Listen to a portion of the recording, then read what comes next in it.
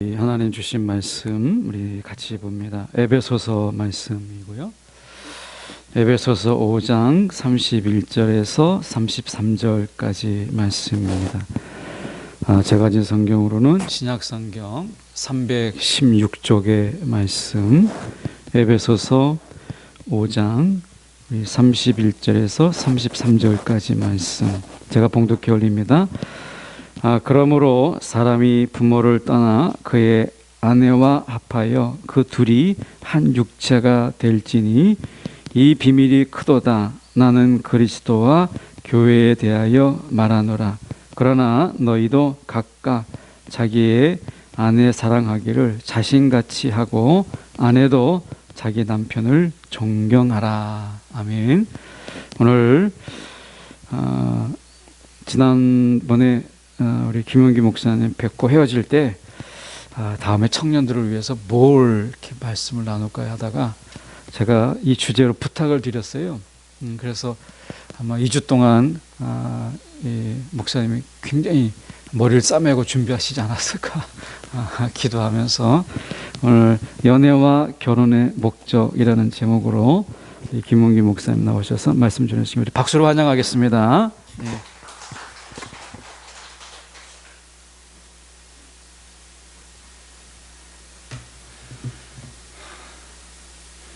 목사님 마스크 쓰고 하나 벗어. 네. 아이고 반갑습니다. 아이고 그리고 저는 오늘 우리 찬양 인도한 형제의 찬양도 너무 좋고 기타도 너무 잘 치고 음악 전공인가요? 철학 전공인데. 그리고 또 우리 윤아자매 이 디자인 슬라이드 다 너무 마음에 들어요. 너무 마음에 들어. 정말 다 너무 훌륭한 청년들인 것 같아요. 오늘 저는 담임 목사님께서 말씀해 주신 대로 한번 이성교제, 연애, 스킨십, 결혼 전반적으로 한번 좀 다뤄보려고 합니다. 우리가 하나님이 세상을 만드셨고 그 만드신 것을 보시니까 다 보시기에 좋았습니다. 근데 성경 말씀을 보다 보면 보시기에 좋지 않았다고라 하는 것이 하나 나옵니다. 하나님이 만드시고 나서 다 보시기에 좋았는데 어떤 것 하나가 하나님 보시기에 좋지 않았습니다. 그게 무엇이었습니까? 그렇죠. 아담이 혼자 있는 창세기 2장 18절만 한번 펴보세요. 창세기 2장 18절. 여기 보면 어떻습니까? 여호와 하나님이 이르시되 사람이 혼자 사는 것이 좋지 아니하니 내가 그를 위하여 돕는 배필을 지으리라 하시니라. 그죠? 다 하나님 보시기에 좋았는데 보시기에 좋지 않은 게 하나 있었는데 그것이 뭐냐? 사람이 혼자 있는 것이었습니다. 그러면 아담이 혼자 있는 것이 뼈저리게 느껴지도록 하기 위해서 하나님께서 하신 것이 무엇이냐? 동물들의 이름을 짓게 하시는 것이었습니다. 동물들의 이름을 지을 때 아담이 깨달은 게 있었어요. 그건 무엇이었을까요? 아담이 동물들의 이름을 지어줄 때 뭘 깨달았을까요?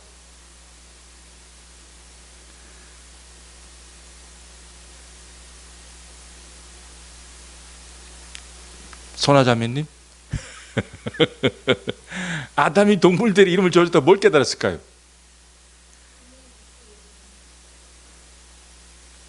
그 동물들 가운데 나를 위한 짝이 없다는 거였어요. 첫 번째 아담이 동물들의 이름을 지어줄 때 깨달은 건 뭐냐면 동물들은 다 짝이 있다는 거였어요. 그 다음에 두 번째 깨달은 건 뭐냐면 나만 짝이 없다는 거였어요. 그리고 세 번째, 동물들의 어떤 것도 나와 짝이 될 수 없다는 것이었습니다. 그래서 아담은 동물들의 이름을 지어주면서 짝에 대한 깊은 갈망을 느끼게 되었어요. 그래서 하나님께서 하와를 지어서 아담에게로 이끄시기 전에 하셨던 일이 무엇이냐면 이 짝에 대한 깊은 갈망이었습니다. 그래서 하나님께서 그 동물들의 이름을 짓게 하신 후에 하와를 이끌어 오시는데 내 뼈 중에 뼈고 살 중에 살이라고 감탄하는 것을 볼 수 있습니다. 그건 무슨 뜻이냐? 나와 똑같다는 것입니다. 나의 짝이 될 수 있는 존재라는 뜻입니다.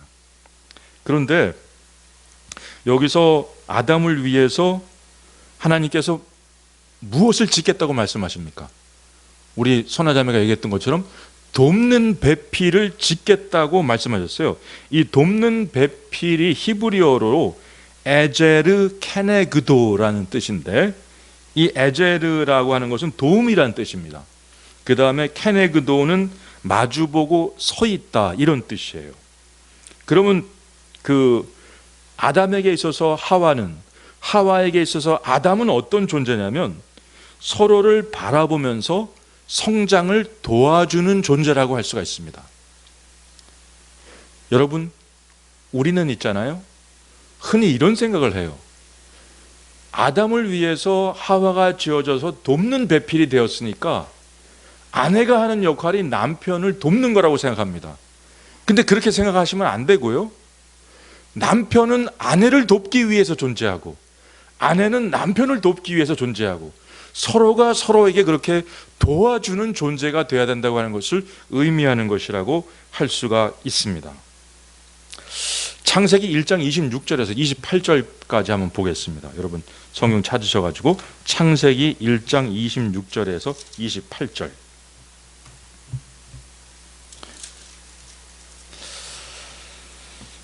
자, 우리 해리 자매님이시죠? 그죠? 해리 자매 한번 읽어줘 보세요. 창세기 1장 26절에서 28절.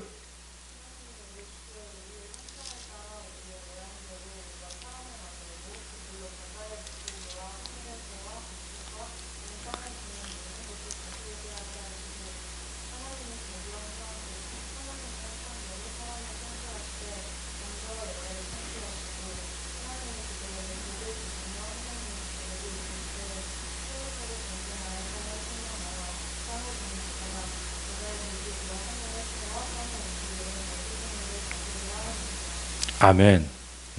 여러분, 우리가 여기서 이 성경 구절을 보게 될 때 하나님의 형상으로 사람이 지어진다고 하는 것은 어떤 존재가 되는 것을 의미하는 것일까요? 이 성경 구절을 보게 될 때 하나님의 형상으로 지어진 존재라고 하는 것은 어떤 존재가 되는 것을 의미하는 것일까요?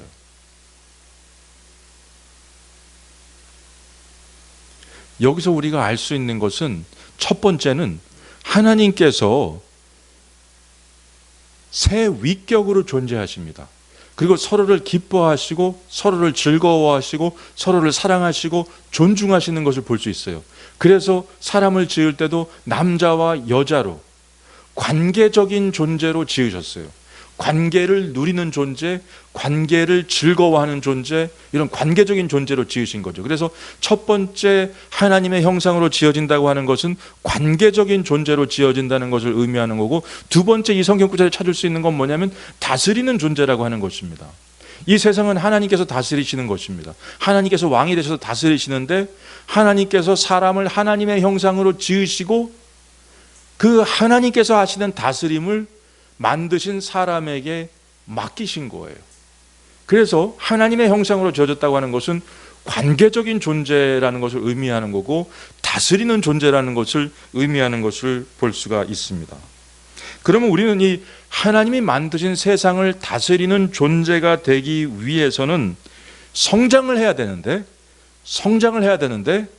이 하나님께서 만드신 세상을 다스리는 일을 하기 위해서 성장을 해야 되는데, 결혼하기 전까지 우리의 성장을 도와주는 분이 부모님이시고, 그 다음에 결혼하고 나서 하나님께서 맡기신 그 다스리는 일을 계속 잘 해나가기 위해서 우리를 도와주는 사람이 누구냐? 배우자인 것입니다. 하나님께서 맡기신 그 다스리는 일을 잘할 수 있도록 우리가 부모님을 떠나기까지 부모님은 우리의 성장을 도와주시고, 그리고 부모를 떠나서는 이제 배우자를 통해서 성장하면서 그 다스리는 일을 감당하는 것을 보게 됩니다. 자, 나는 말이죠, 나를 도와주는 사람들에 의해서 성장하게 됩니다. 그리고 다스리는 일을 감당할 수 있는 사람이 되죠. 그러면 이제 온전히 성장한 사람은 누구냐? 일을 찾은 사람이라고 할 수 있습니다. 왜 일을 찾은 사람이라고 할 수가 있냐면, 가령 여러분 우리가 부모를 떠나려면은 부모로부터 경제적으로 독립할 수 있어야 되잖아요. 이 일이 얼마나 중요하냐면요, 이 일이 부모로부터 독립하는, 경제적으로 독립하는 것과 관련되어 있고요, 이 일이 경제적으로 독립해야지 또 결혼과 이어지고요, 또 이 일이 결혼과 이어지면서 출산으로 이어지고 계속 이어지게 돼 있습니다. 그렇기 때문에 이 일이라고 하는 것이 굉장히 우리 삶에 있어서 중요한 역할을 하고 있습니다. 그리고 이 일을 찾아서 하나님께 영광 돌리고 이웃을 섬기는 일을 할 수가 있습니다. 그런데 이 일을 가지기 위해서 가장 먼저 해결해야 될 일이 무엇이냐면, 내가 누구인가를 찾는 것입니다. 우리 4학년 졸업생들이 되면, 학생들이 이제 졸업하기 전에 상담을 옵니다. 상담을 오게 되면 졸업한 후에 어떻게 해야 될까, 뭘 해야 될까, 취업을 어떻게 해야 될까 고민이 많죠. 근데 사실은 취업 문제보다도 4학년 졸업생들에게 더 큰 문제는 뭐냐면, 졸업할 때까지 자기 자신이 누구인지를 모르고 있다는 것입니다. 자기 자신이 누구인지를 알아야지, 그 정체성을 명확히 찾아야지 그 정체성에 맞게 또 일을 하게 되는데, 자기 자신이 누구인지는 모르는 거예요. 그래서 옛날에는요, 우리 에릭 에릭슨이라는 그 사회 심리학자가 있는데, 이 사람이 이거 다 배웠죠? 에릭 에릭슨이라는 배선화 생각나지 않습니까? 에릭 에릭슨이라는 사람이 있는데, 이 사람이 청소년 시절에 해야 되는 중요한 과제가 뭐냐면 자기 자신이 누구인가를 아는 거예요. 자기 정체성에 대해서 아는 거예요. 근데 사실은 에릭 에릭슨의 이 이론이, 청소년기에 대한 이 이론이 자꾸 요새랑 안 맞아요. 왜냐하면 장년이 돼서도 자기가 누구인지 모르는 사람들이 너무 많은 거예요. 그래가지고 이 에릭 에릭슨의 이론과는 다르게 요새 신생 성인기라는 시기가 생겨났어요. 이건 뭐냐면, 성인인데도 자기가 누구인지 몰라가지고 자기 자신의 정체성을 탐색하는 사람을, 성인이 돼서 여전히 하는 사람을 신생성인기의 사람이라고 말하고 있습니다. 근데 이렇게 왜 사람들이 그러면 이렇게 자기 자신을 잘 모를까? 자기 자신을 잘 모르는 이유는요, 좀 기도 생활을, 저는 여기 와가지고 저 안에 방이 있다는 걸 오늘 알았어요. 저 방이 그런 것 같아요. 조금 여기서 기도를 한참 하다가 너무 피곤하면 들어가서 자고, 또 나와서 기도하고, 이 지하 예배실이 기도하기에 너무 좋은 것 같아요. 저는 제 정체성이 그냥 지하 예배실 기도실에서 형성된 것 같아요. 그러니까 제가 대학교를 졸업할 때, 4학년 때 졸업을 하기 전에 졸업한 후에 뭘 해야 될까를 몰랐어요. 그래가지고 졸업한 후에 뭘 해야 될지를 알기 위해서 매일 내가 하루에 1시간씩 기도해야 되겠다고 생각하고 지하 예배실에 가서 매일 하루에 1시간씩 기도했거든요. 근데 이 졸업한 후에 뭘 해야 되겠습니까를 놓고 기도할 때 이게 1시간씩 기도가 안 돼요. 하나님, 제가 졸업한 후에 뭘 해야 되겠습니까? 기도가 벌써 끝났어요. 1시간을 하려고 하나님 앞에 약속을 드렸는데 너무 빨리 끝난 것 같아가지고 아버지 주여 이럴 때 30초면 끝나요. 그래가지고 하나님 앞에 1시간씩 기도 드리기로 약속을 했으니까 그냥 기도 시간 1시간 어떻게 채워보자 그래가지고 제가 막 기도 생활을, 생각나는 모든 사람들 위해서 기도했어요. 막 김일성, 김정일 막 위해서 기도하고, 이 사람들 좀 변화되게 해주십시오. 안 변화될 거면 그 자리에서 내려오게 해주십시오. 막 남한의 대통령들을 위해서 막 기도하고, 뭐 담임 목사님, 뭐 청년부 담당 목사님, 청년부 리더들, 가족들, 불신 가족들 막 위해서 기도하고, 또 우리 교회에서 후원하는 선교사님들 위해서 막 기도하고, 분명히 나는 지금 전 세계를 휘저으면서 기도했는데 시계 보면 15분 지났어요. 그래가지고 안 되겠다. 1시간은 하나님께 약속한 거니까 이 약속 채워야 된다 그래가지고 막 모든 기도를 다 하는 거예요. 그냥 생각나는 모든 기도를 다 하는 거예요. 근데 깨달은 게 있어요. 제가 기도하면서 깨달은 게 있어요. 저 있잖아요, 기도할 때 다음 세대들을 말씀으로 변화시키는 기도만 하면 마음이 너무 뜨거워지더라고요. 그래서 저는 깨달았어요. 기도는요, 여러 가지 기도를 해보면 알아요. 내 사명과 관련된, 나의 정체성과 관련된 기도는 있잖아요, 다른 어떤 것보다 더 뜨겁게 기도가 됩니다. 기도해보면 알아요. 그 다음에는 이제 공부해보면 알아요. 공부해보면. 저는 그 신학에서도 여러 가지를 공부해봤어요. 뭐 역사신학, 뭐 조직신학, 선교신학, 예배신학, 뭐 신학이 여러 가지 있어요. 그러니까 다 공부해봤어요. 다 공부해봤는데 제일 잘 깨달아지는 건 기독교 교육이에요. 그래서 내가 내 자신의 정체성을 어떻게 알 수 있느냐? 기도해보면 알아요. 그냥 그 기도만 할 때는 마음이 다른 거랑 다르게 엄청 뜨거워요. 공부해보면 알아요. 다른 것보다 잘 깨달아져요. 저는 그래서 학생들한테 항상 하는 얘기가 있어요. 너희들은 하나님의 형상으로 지어졌기 때문에 반드시 공부를 잘하게 돼 있다. 모든 공부를 잘하게 돼 있는 게 아니라 너의 사명과 관련된 공부는 반드시 잘하게 돼 있다. 열심히 하면. 하나님의 형상으로 지어져서 공부를 잘하게 돼 있다. 하나님이 만드신 세상을 다스리기 위해서는 공부를 잘해야 돼요. 김밥 만드는 일을 하더라도 김밥이 언제 맛있는지, 밥알은 어느 정도 쪄야 되는지, 그죠? 그 재료는 어떻게 들어가는지 연구 많이 하셔야 돼요. 연구한 김밥과 연구하지 않고 그냥 막 만든 김밥은 하늘과 땅 차이죠. 내가 정말 세상 가운데에서 하나님께서 다스리시려고 맡기는 그 일을 잘 감당하려면 꾸준히 연구해야 돼요. 죽을 때까지 연구해야 됩니다. 근데 하나님께서 나에게 주신 사명과 관련된 영역의 공부는 반드시 잘하게 돼 있다. 많은 사람들이 그런 데 있잖아요. 기도하지 않고 공부하지 않고 그냥 계속 자기 자신을 바라봐요. 계속 자기 자신을 바라보면 어떻게 되나요? 그냥 우울증 오는 겁니다. 우울증 오는 거예요. 자기 자신을 유심히 너무 지속적으로 오래 바라보면 누구든지 우울해져요. 그래서 기도하러 기도실에 갔다가 하나님을 바라보지 않고 자기 자신만 유심히 바라보면요, 기도하고 나와서 힘 쭉 빠져서 나옵니다. 기도실에 들어가서 기도하는 가운데 하나님과 인격적으로 동행해야죠.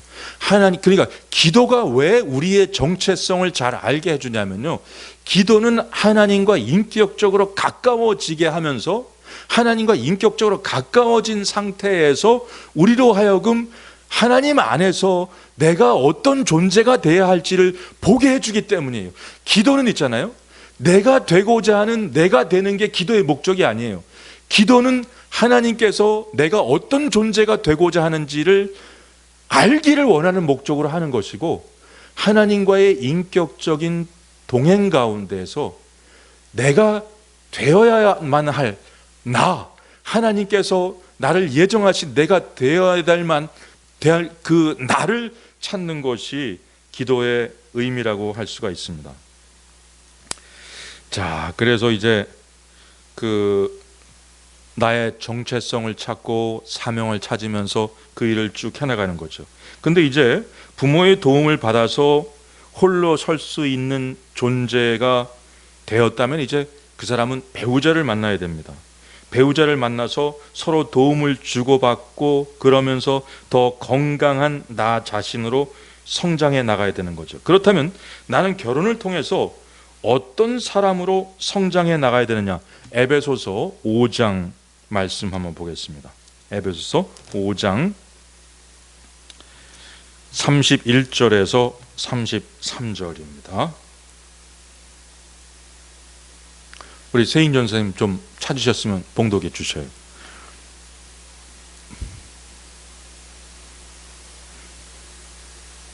에베소서 5장 31절에 33절.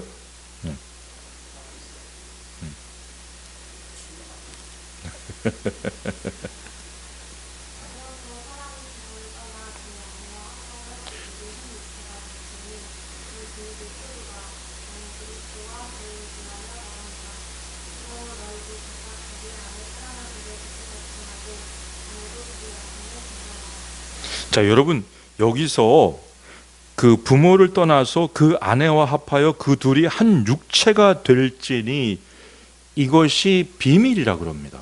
이 비밀이 크도다. 이 비밀이 이제 영어로는 미스테리, 신비, 지금까지 숨겨져 왔던 거라는 거예요. 그러면 이게 무슨 뜻이냐면요, 자, 어떤 한 사람이, 한 남자가 부모를 떠나서 한 여자와 결혼해서 한 몸을 이룬다는 것에 그 의미가 완벽하게 드러나지 않은 채로 약간은 숨겨져 있었는데 그 하나 된다는 것의 의미가 명확히 드러나게 됐다. 뭘로 드러나느냐? 그리스도와 교회의 관계로 드러나게 되었다는 것입니다. 여러분, 이 세상에서 어떤 관계가 그리스도와 교회의 관계와 비교될 수 있을까요? 그리스도와 교회의 관계와 비교될 수 있는 이상의 어떤 관계는 아버지와 딸이나 엄마와 아들이나 혹은 고용자와 피고용인이나 이런 관계가 아니라 그리스도와 교회의 관계와 비교해 볼 때 제일 닮은 관계가 뭐냐면 남편과 아내의 관계라는 거예요.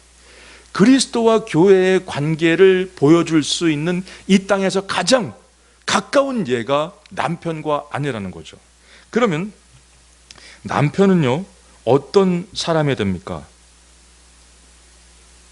그리스도가 교회를 위해서 얼마나 희생적으로 사랑하셨는지를 보여주어야 되는 사람입니다.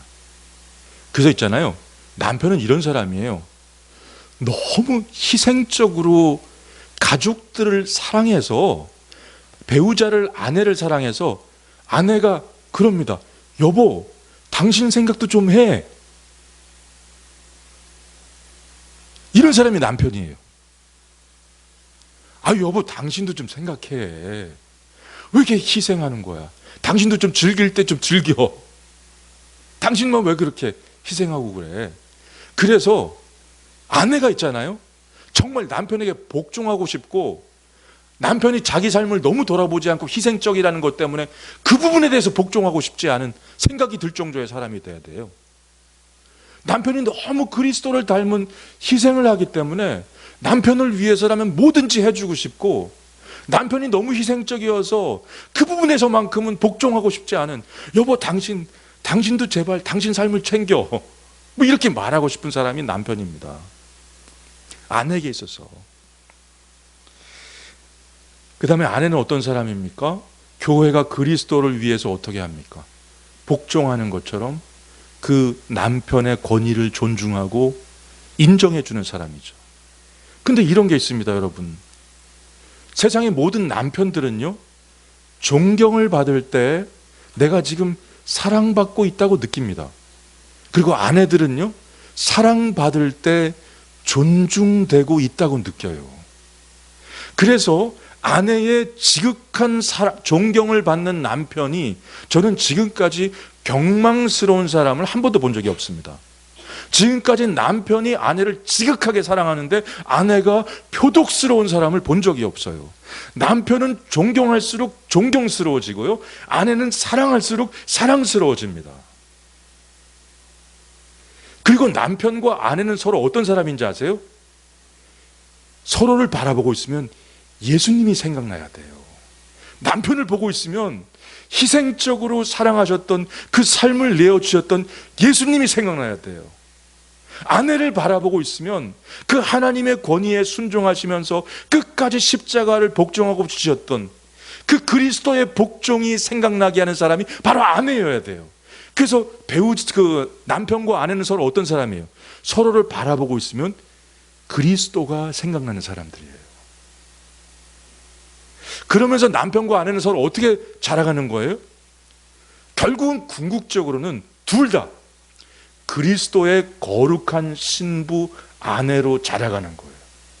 그런 방식으로 남편을 섬기고 그런 방식으로 아내를 섬기면서 그렇게 그리스도가 생각나게 하면서 그 두 사람이 궁극적으로 목적하는 건 뭐냐? 그리스도의 거룩한 신부가 되는 것이 목적입니다. 여러분, 그래서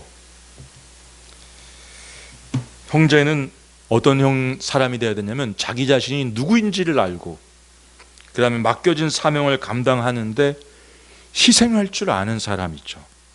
자매는 어떤 사람인가? 자기 자신이 누구인지를 알고 맡겨진 사명을 아는데 그리스도의 뜻에 복종하는 사람이죠. 그럴 때 건강한 남편과 아내로서 살아갈 수 있고, 그리고 궁극적으로는 거룩한 우리의 온 교회의 신랑 되신 예수 그리스도의 거룩한 신부가 될 수 있는 거죠.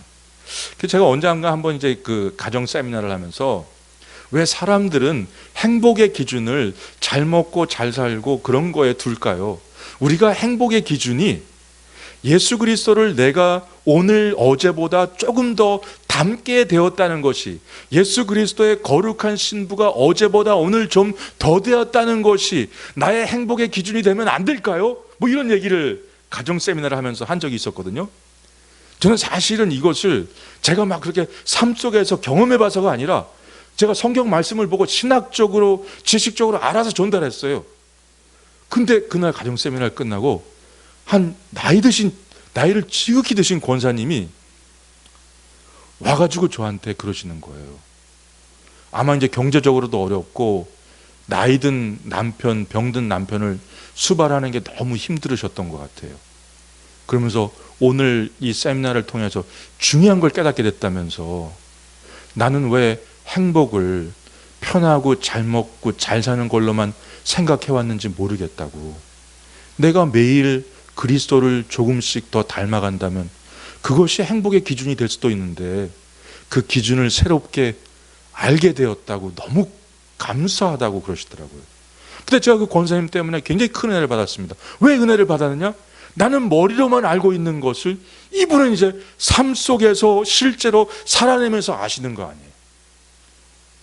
그죠? 행복의 기준이 우리가 정말 쾌락을 누리는 거가 아니라 주님을 닮아가는 나 자신을 보는 거, 이게 행복의 기준이 되면 안 될까요? 그 다음에요, 이런 게 있어요. 그러면 우리가 이제 배우자를 찾는다는 게 뭐냐면, 주님을 닮아가는 일에 있어서 가장 도움이 되는 사람을 찾는 게 배우자를 찾는 거예요. 주님을 닮아가는 데 있어서 가장 도움이 되는 사람을 찾는 것이 배우자를 찾는 거라고 할 수 있습니다. 그 다음에 더 중요한 건요, 이 두 가지가 딱 맞는 사람 만나면 배우자예요.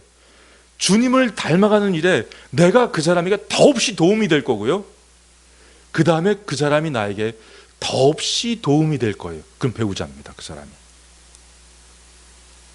나는요, 주님을 닮아가는 일에 나에게 너무 도움이 되는 사람을 찾습니다. 근데 우린 이럴 수도 있어요. 내가 누군가에게 너무 도움이 되어주는 거예요. 도움이 되어주고 도움을 받을 수 있는 그 사람을 찾는 것. 그 다음에요, 근데 이 두 가지 중에서 사실은 예수 그리스도를 닮는다고 하는 것은 내게 도움이 되는 어떤 사람을 찾는 것이 아니라, 사실 예수님께서 이 땅에서 우리의 도움 받으려고 오셨어요? 우리를 구원해 주시고 도와주시려고 오신 것이 아니에요? 그럼 있잖아요, 어떤 면에서 본다면 우리가 예수님을 닮아간다고 하는 것은 내가 도움이 되어줄 수 있는 어떤 사람을 찾는 것, 내가 더 열심히 도와줄 수 있는 사람이 되는 것, 그것이 내 행복의 기준이 되면 안 됩니까? 저는 막 그 여름방학마다 중고등부 수련회 가가지고 말씀 전하고 그러는데 뭐 너무 기다려져요, 막.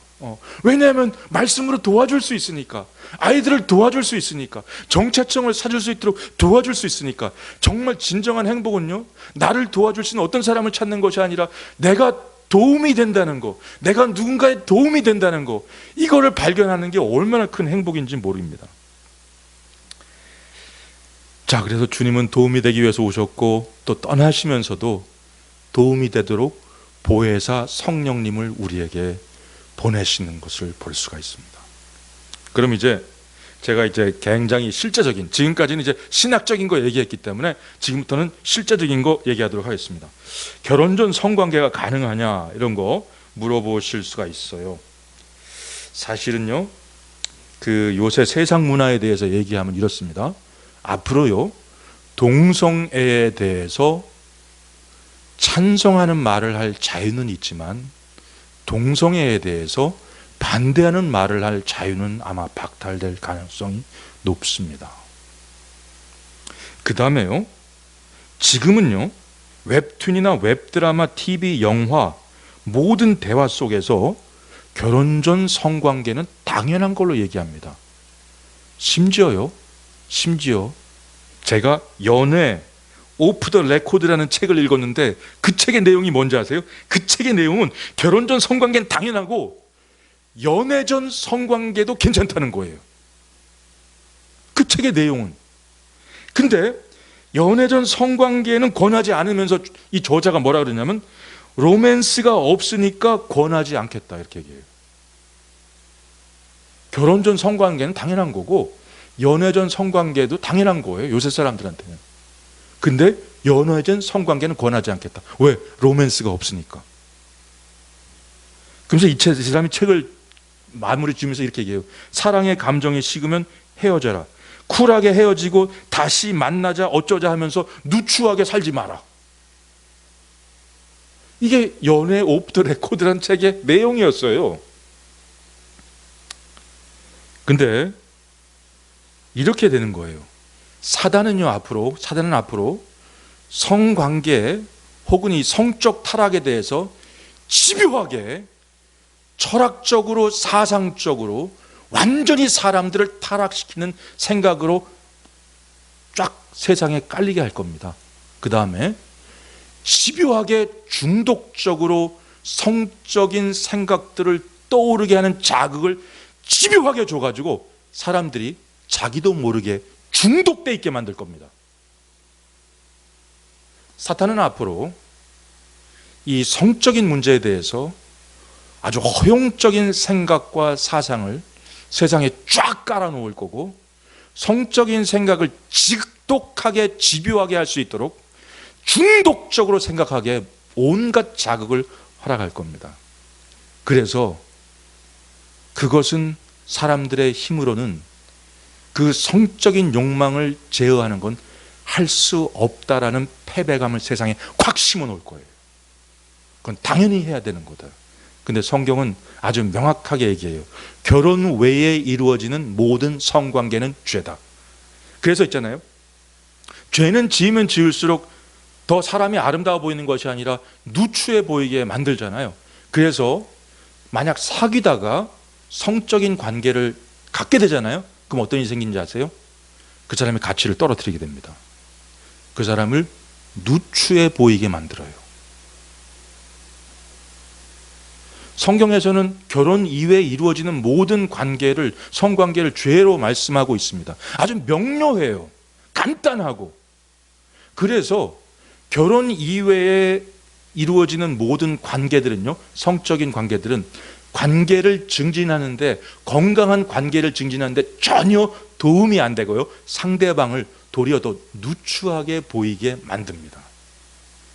그 다음에 이제 스킨십으로 넘어가면요, 스킨십은 이 음란한 생각으로 이어지게 돼 있고요, 스킨십은 중독성이 있어요. 왜냐하면 스킨십이 깊어지면 깊어질수록 자꾸 그 생각을 하게 되고 집요하게 집중하면서 중독되게 만듭니다.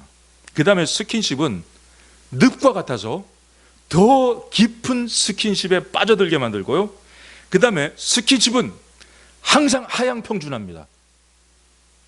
두 사람이 사귀는데 어떤 한 사람이 스킨십을 너무 하기를 원해요. 그럼 시간이 지나면 하향평준화되어 있어요.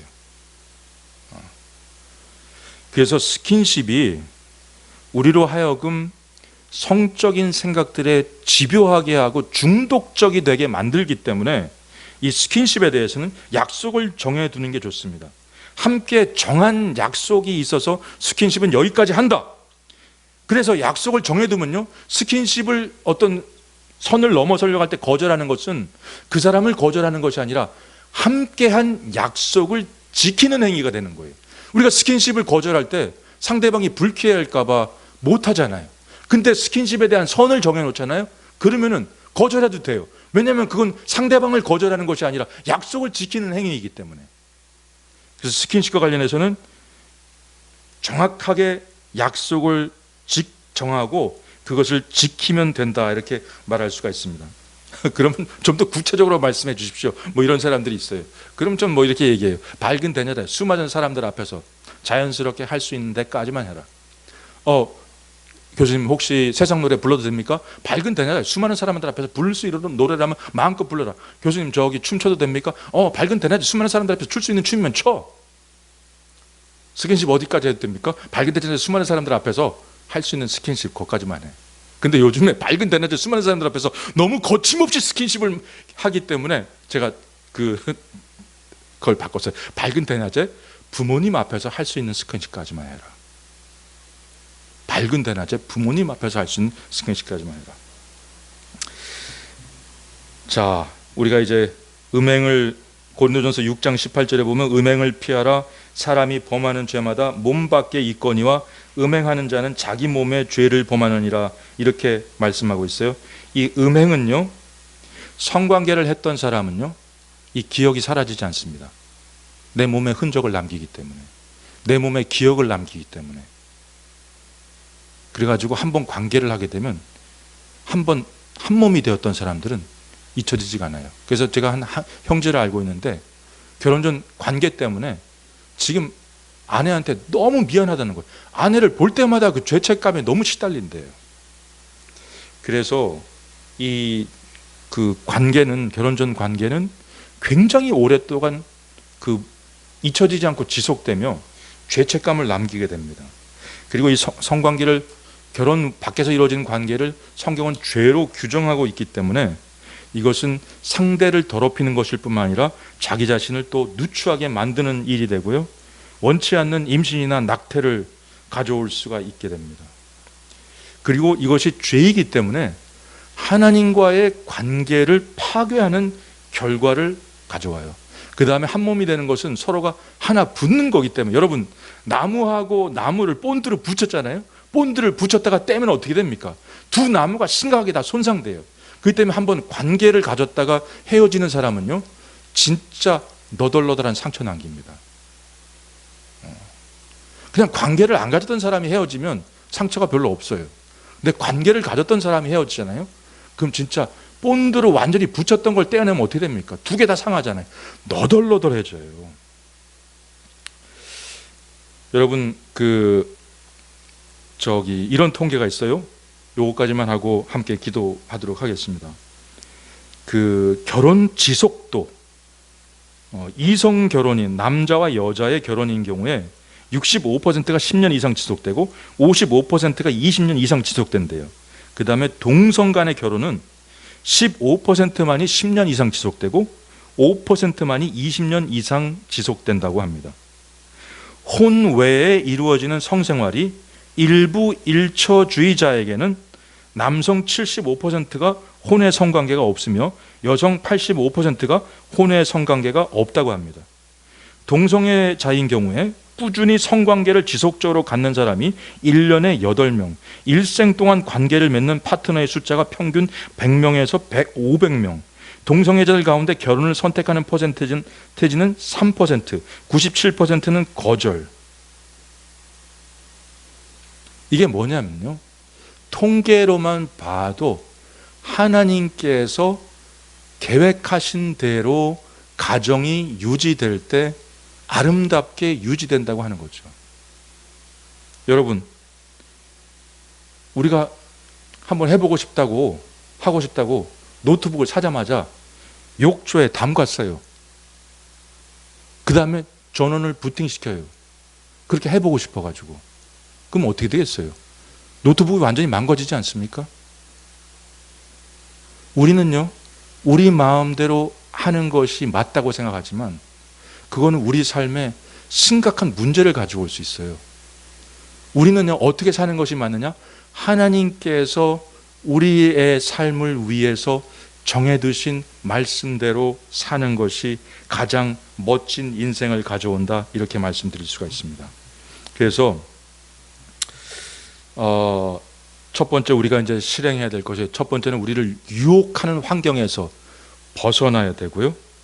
그 다음에 중독적인 생각에서 벗어나고요. 그 다음에 우리의 마음을, 두 마음을 품게 하는 거예요. 할까 말까, 할까 말까. 이러다가는 한 번 실수합니다. 그렇기 때문에 여러분, 두 마음을 품을 때는 단호하게 말씀으로 잘라내셔요. 두 마음을 품고 지속적으로 생각하다 보면, 집요하게 생각하다 보면 중독에 빠져요. 그 생각의 중독. 그러다가 행위로 이어지게 되는 거예요.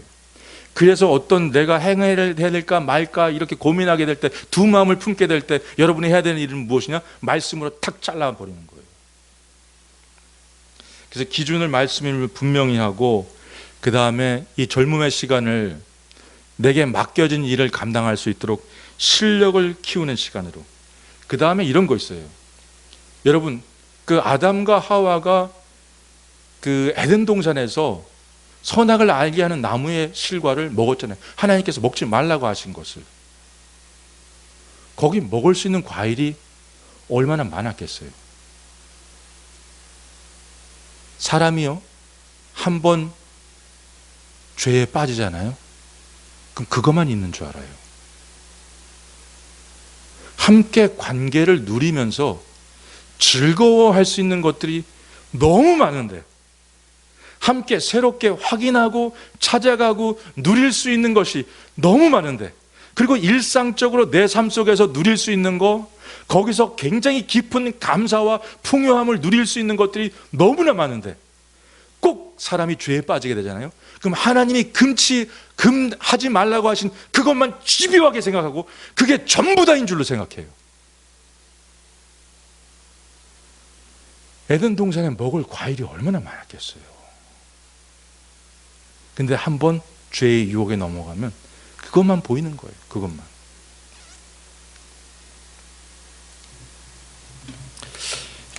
오늘 첫 번째 기도할 거는요, 내가 정말 하나님 이제 누군가가 그리스도를 닮아가는 사람으로 도와주는 사람이 되게 해주십시오. 그 다음에 세상의 기준이 아니라 하나님의 말씀의 기준으로 모든 유혹들을 이기고 승리할 수 있는 사람이 되게 해주십시오.